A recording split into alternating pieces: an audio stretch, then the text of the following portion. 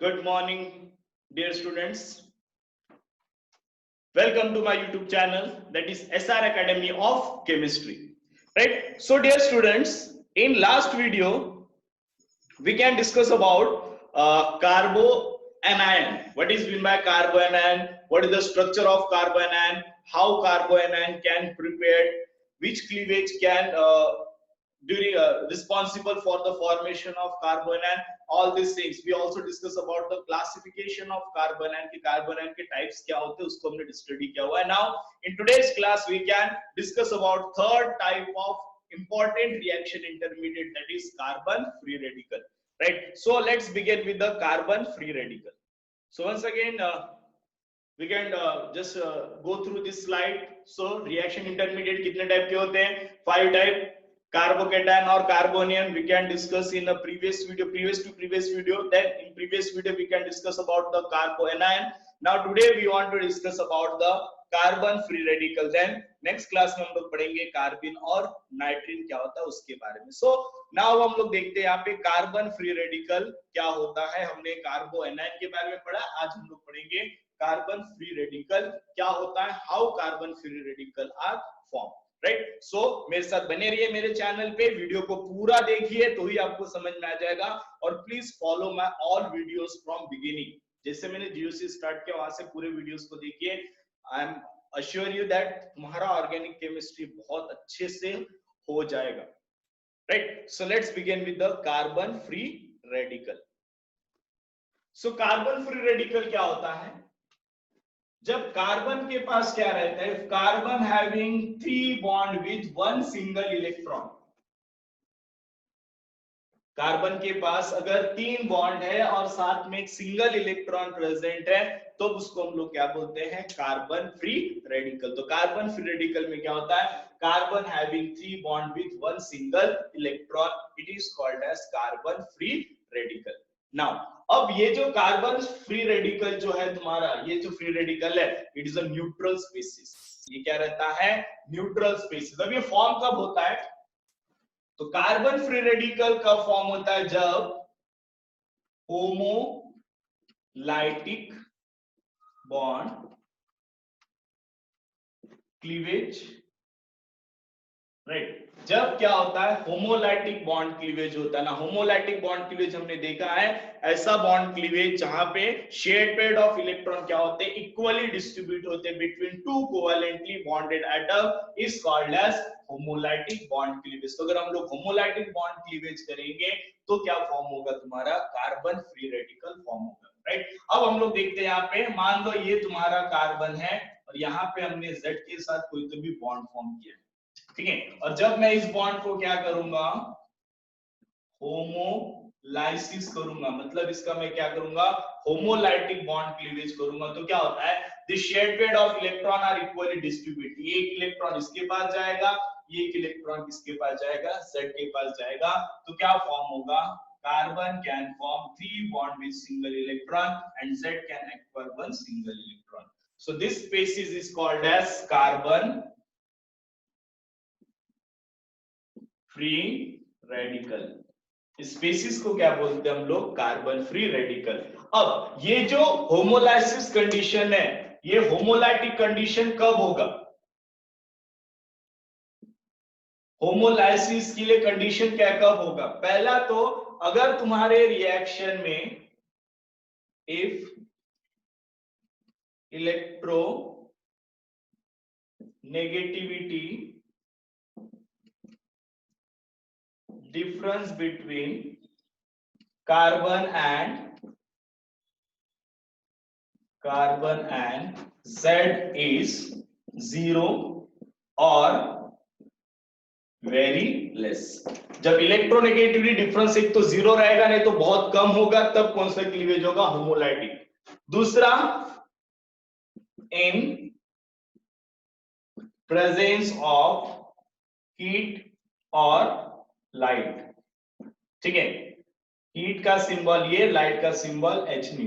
Right? तो एक तो रिएक्शन क्या होगा, हाई टेम्परेचर पे होगा या फिर इन प्रेजेंस ऑफ लाइट होगा, बिकॉज ये दोनों ही चीजें क्या करते हैं, होमोलाइटिक बॉन्ड क्लीवेज को क्या करते हैं, सपोर्ट करते हैं. Third condition,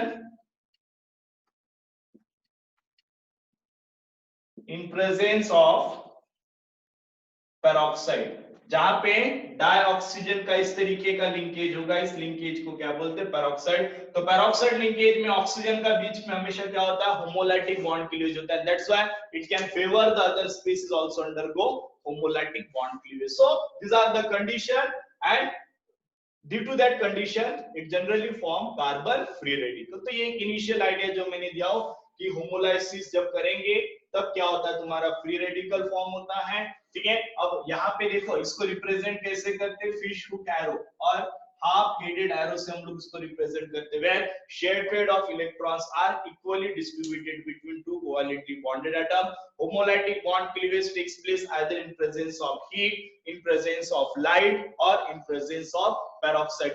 all these three condition can favor homolytic bond cleavage। ठीक है, now अब यहाँ पे पेरोक्साइड भी फेवर करता है। एंड तीसरा और चौथा इंपॉर्टेंट क्या है, अगर दो एलिमेंट जिसके बीच में कोवेलेंट बॉन्ड फॉर्म है उसका इलेक्ट्रोनेगेटिविटी डिफरेंस क्या रहेगा, एक तो बहुत कम रहेगा या फिर जीरो रहेगा, तब भी वहां पे होमोलैटिक बॉन्ड क्लीवेज होने के चांसेस क्या रहते हैं, ज्यादा रहते हैं। Right, so next we can discuss about the structure of carbon free radical.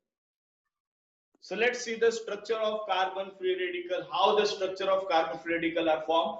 So we know that in carbon free radical, carbon having 3 bond with one unpaired electron, right? So here this carbon having 3 bond with one unpaired electron in empty p orbital। एक p orbital है empty, जहां पे क्या present है, एक free electrons क्या रहेगा यहाँ पे प्रेजेंट रहेगा। now let's see, now this free electron, one single electron does not act as a single bond। वो सिंगल बॉन्ड कभी भी एक्ट नहीं होता, ओनली नेगेटिव चार्ज जहां पे पेयर ऑफ इलेक्ट्रॉन है वही क्या एक्ट होता है, सिंगल बॉन्ड एक्ट होता है। now let's see what is the hybridization।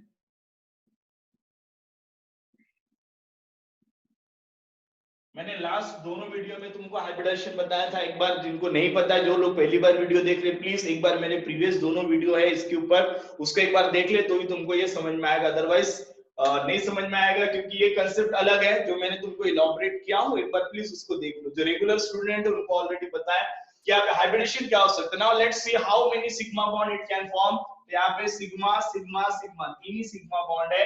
This single electron does not act as a sigma bond. So अगर 3 सिग्मा बॉन्ड है तो कौन सा हाइब्रिडेशन रहता है, दिस हाइब्रिडाइजेशन इज sp2। उस हाइब्रिडेशन रहेगा sp2। नाउ उसका हम लोग देखते हैं ज्योमेट्री। ज्योमेट्री क्या रहेगा इसका ना, जब sp2 हाइब्रिडेशन होता है तो ज्योमेट्री क्या रहता है, ट्रायगोनल प्लानर। कैसा रहेगा, ट्रायगोनल प्लानर। अब क्योंकि इसमें लोन पेयर नहीं है तो शेप भी क्या रहेगा, सेम शेप भी क्या रहेगा, ट्रायगोनल प्लानर इसका शेप रहेगा। ये तीन चीजें यहाँ पे ध्यान में रखो। अब इसके बाद अगर हम लोग यहाँ पे नंबर ऑफ इलेक्ट्रॉन देखते हैं, कितने इसके पास, कितने नंबर ऑफ इलेक्ट्रॉन प्रेजेंट है, काउंट करो। एक सिग्मा बॉन्ड में 2 इलेक्ट्रॉन रहते हैं तो 2 इलेक्ट्रॉन इसके पास है। यहाँ पे कितने, 2 इलेक्ट्रॉन्स है, यहाँ पे 2 इलेक्ट्रॉन्स है, यहाँ पे एक सिंगल, तो 2 4 6 1 7। टोटल नंबर ऑफ इलेक्ट्रॉन क्या है, 7 इलेक्ट्रॉन। और ऑक्टेट कंप्लीट होने के लिए कितने इलेक्ट्रॉन चाहिए, 8 चाहिए, है क्या, कंप्लीट नहीं है, देन ये क्या रहेगा, इलेक्ट्रॉन डेफिशिएंट। सो यहाँ पे क्या बोल सकते हैं, carbon free radical are electron deficient, उसके पास sufficient quantity of electron present नहीं है, that's why it is electron deficient. Now अगर इलेक्ट्रॉन डेफिशिएंट है तो ये क्या एक्ट होता है, इलेक्ट्रोफाइल की न्यूक्लियोफाइल। ऑब्वियसली उसके पास इलेक्ट्रॉन नहीं है तो बाहर से इलेक्ट्रॉन क्या करेगा, लेगा। और जो भी एलिमेंट इलेक्ट्रॉन लेता है या जो भी स्पेस इलेक्ट्रॉन लेता है वो क्या एक्ट होता है, इलेक्ट्रोफाइल। मींस हम लोग क्या बोल सकते हैं, ई पॉजिटिव, एक्ट एज इलेक्ट्रोफाइल। अब इलेक्ट्रोफाइल है, इलेक्ट्रॉन ले रहा है तो क्या एक्ट होगा, लुईस एसिड। क्या एक्ट होगा, लुईस एसिड एक्ट होगा। नाउ अब यहाँ पे सारे इलेक्ट्रॉन पेयर फॉर्म में है क्या, नहीं है, that's why carbon free radical is para magnetic.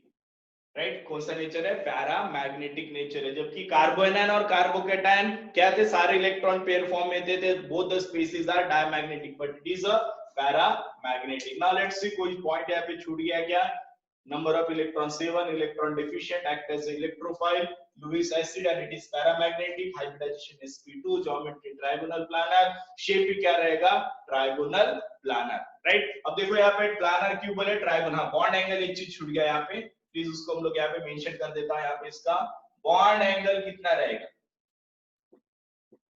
Obviously देखो इनके बीच का ये टोटल अगर 360 है तो इसको अगर मैं 3 पार्ट में डिवाइड करता हूं तो बॉन्ड एंगल कितना आएगा, इसका 120 डिग्री, तो यहाँ पे भी ये जो बॉन्ड एंगल है कितना रहेगा 120 डिग्री, तो इसका बॉन्ड एंगल कितना रहेगा 120, it is the same as carbocation, इसके जैसा ये देखो कार्बोकेटायन में भी सेम था, hybridization, bond angle, geometry, shape, number of electron, electron deficient, electrophile, Lewis acid, only difference is carbocation is a diamagnetic, जबकि carbon free radical क्या है paramagnetic. So this is all regarding structure of carbon free radical, तो same है, जिसने carbocation carbon पढ़ लिया वहां पे बस तुमको वहां पे एक जगह पॉजिटिव एक जगह नेगेटिव, यहाँ पे एक सिंगल इलेक्ट्रॉन है, बाकी इसमें कोई भी डिफरेंस नहीं है. Now let's see type of carbon free radical. So let's see the type of carbon free radical. तो जैसे हमने कार्बोनाइन में पढ़ा था लास्ट वीडियो में, कार्बोनाइन कितने टाइप के थे, primary, secondary, tertiary, allyl, benzyl and vinyl. तो सेम यहाँ पे भी वही टाइप है, ज्यादा कुछ डिफरेंस नहीं है. So let's begin with the type of carbon free radical. तो start with the primary carbon free radical. तो प्राइमरी कार्बन मतलब क्या रहेगा, अगर एग्जांपल लेते हैं इसका हम लोग, CH3 having positive charge means the carbon which having 3 hydrogen with positive charge are called as primary, because primary कौन से बताया था, अगर कार्बन सिर्फ हाइड्रोजन का अटैच है तो प्राइमरी, और प्राइमरी कार्बन पे पॉजिटिव चार्ज, इसको क्या बोले प्राइमरी कार्बन फ्री रेडिकल. अब यहाँ पे अगर हम लोग एग्जांपल और एक ले सकते हैं, R here CH2 positive, ये भी कौन सा हो गया primary, because the carbon which is attached with only one other carbon atom. वापस आते हैं सेकेंडरी पे, तो क्या रहेगा RCH are having positive charge. तो यहाँ पे देखो ये कार्बन पे positive, I'm sorry carbon पे क्या रहेगा not positive, one single electron, single free electron, ठीक है. तो कार्बन के अगर फ्री इलेक्ट्रॉन्स है और उसके पास अगर वो कार्बन सिर्फ हाइड्रोजन का अटैच है तो इट इज स्पेशल नाम है, क्या बोलते हैं, methyl carbon free radical, but this is purely primary free radical because the carbon which having radical are attached with only one other carbon atom. यहाँ पे देखो the carbon which having radical attach with the two, that's what is secondary. Example हम लोग ले सकते हैं यहाँ पे CH3C CH3H having single electron, तो सेकेंडरी. टर्शियरी का हमने एग्जांपल दिया था RCRR having radical, this is called as tertiary free radical because the carbon which having radical is attached with the 3 other carbon atoms, so the nature of this carbon is a tertiary carbon, and because it consists of one single electron it is called as tertiary carbon free radical. If you take the example, तो यहाँ पे हम लोग लिख सकते हैं CH3C CH3 having free electrons, so it is called as tertiary free radical. Similarly we also see the allyl carbon means what, the adjacent to sp2 carbon, ठीक है, the sp3 कार्बन, ये जो ये कार्बन कौन सा sp3, ये carbon कौन सा sp2, तो एलिफेटिक में sp2 के एडजेसेंट वाले sp3 कार्बन को क्या बोलते हैं हम लोग, allyl carbon. This carbon is called as allyl carbon. अब ये कार्बन प्राइमरी है तो primary allyl free radical, secondary है तो secondary allyl free radical, tertiary है तो tertiary allyl. Now let's see the example, CH2 double bond CH, here CH2 radical. Now this is called as primary allyl carbon free radical. क्यों, because this carbon is primary along with this allyl.